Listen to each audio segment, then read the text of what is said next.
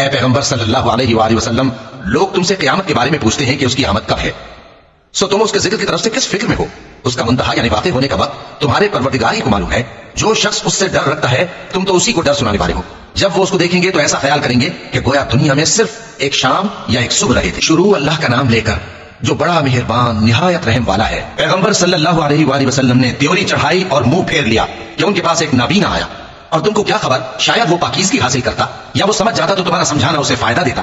اب وہ جو پرواہ نہیں کرتا سو اس کی طرف تو تم توجہ کرتے ہو، حالانکہ اگر وہ نہ سنورے تو تم پر کچھ الزام نہیں۔ اور وہ جو تمہارے پاس دوڑتا ہوا آیا اور وہ اللہ سے ڈرتا بھی ہے تو اس سے تم بے رخی کرتے ہو۔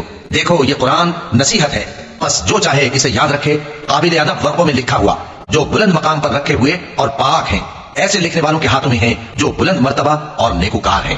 انسان مارا جائے یہ کیسا ناشکرا ہے، اسے اللہ نے کس چیز سے بنایا؟ نطفے سے بنایا، پھر اس کا اندازہ مقرر کیا، پھر اس کے لیے رستہ آسان کر دیا، پھر اس کو موت دی سو اسے قبر میں پہنچایا، پھر وہ جب چاہے گا اسے اٹھا کھڑا کرے گا۔ کچھ شک نہیں کہ اللہ نے اسے جو حکم دیا اس نے اس پر عمل نہ کیا۔ تو انسان کو چاہیے کہ اپنے کھانے کی طرف نظر کرے۔